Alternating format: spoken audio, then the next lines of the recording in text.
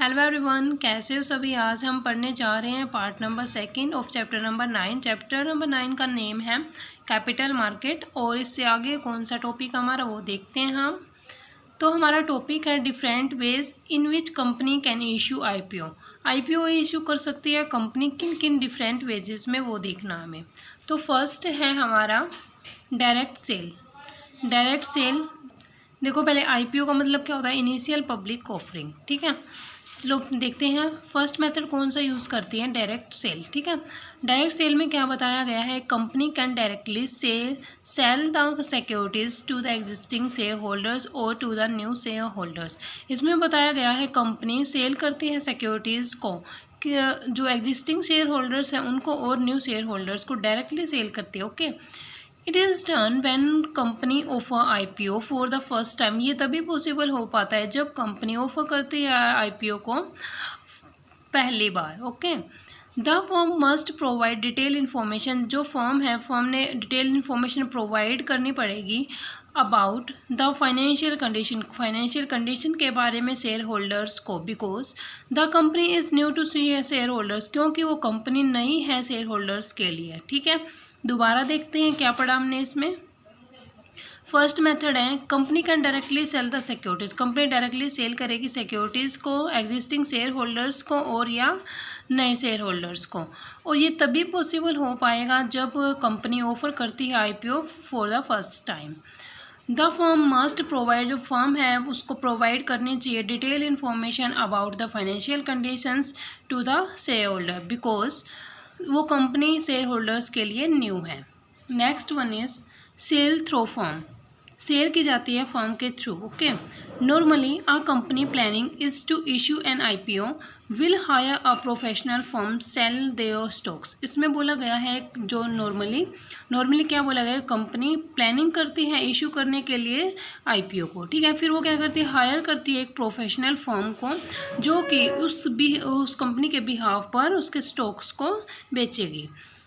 These hiring firms are called, जो ये hiring firms है जो हायर की गई थी कंपनी के द्वारा, तो वो क्या होती है, अंडरराइटर्स होती हैं।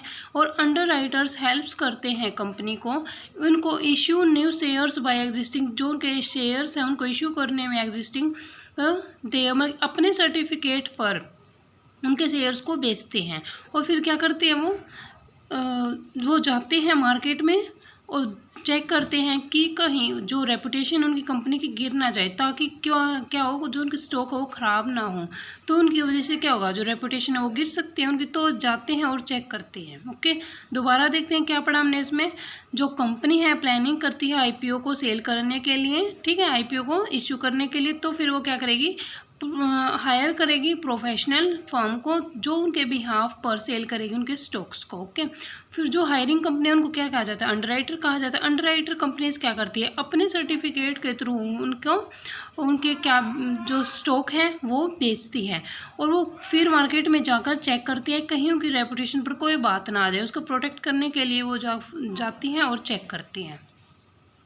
Next one is secondary stock issue. Secondary stock issue में बताया गया है एक कंपनी हायर करती है सिक्योरिटी फर्म को सेल करने के लिए अपने शेयर्स को। ठीक है, because the company already has share in the market, क्योंकि उस कंपनी के शेयर्स ऑलरेडी उस मार्केट में हैं। तो क्या करेगी, सिक्योरिटी फर्म को हायर करेगी। नेक्स्ट बताया गया है इसमें, it can monitor the market price at which it should sell new shares.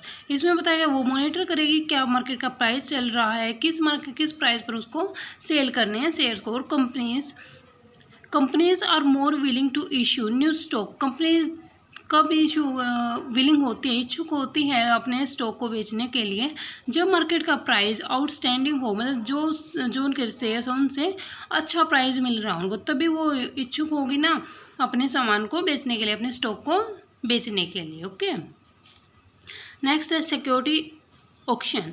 इसका मतलब होता है नीलामी करना। ठीक है, auction of the security, the participants are often required to submit sealed bids. इसमें मतलब कि बोली लगाई जाती है। इसमें दो तरीके से बोली लगाई जाती है। देखो कौन कौन से हैं हमारे, discriminatory auction and uniform price auction, इसमें बताया गया है। तो इसमें क्या होगा, जो नीलामी की जाएगी वो भेदभाव से की जाएगी।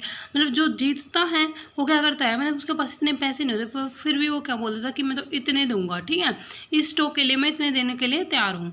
तो फिर वो कंपैरिजन जो लोवेस्ट विनिंग बिड है तो उसके इक्वल ही प्राइस देता है उसको, ठीक है। ये होता है भेदभाव। यूनिफॉर्म में होता है जितने की बोली लगी है उतने ही उसको पे करने होते हैं। Next one is transfer of share. As we know the ownership of the share is transferable from one person to the another. जैसे कि हमें पता है कि जो ओनरशिप है वो एक पर्सन से दूसरे पर्सन तक ट्रांसफ़र की जा सकती है। Thus a company on its new to the existing shareholder. तो वो क्या करती है, जो अब ट्रांसफ़र कर देती है न्यू से एग्जिस्टिंग शेयर होल्डर को, इफ़ दे एग्री, अगर वो एग्री होते हैं तो। It is done through the stock broker and transfer agent who brings the buyer and the seller together. और ये पॉसिबल होता है किसके थ्रू, स्टॉक ब्रोकर के थ्रू और ट्रांसफ़र एजेंट के थ्रू, जो कि सेलर और बायर को एक जगह पर लेके आते हैं, ठीक है। ये था हमारा IPO वाला टॉपिक। अब देखते हैं हम स्टॉक एक्सचेंज। नेक्स्ट वीडियो में करेंगे हम स्टॉक एक्सचेंज के बारे में, ठीक है guys. Thank you for watching this video and please like the videos, share the videos and subscribe my channel.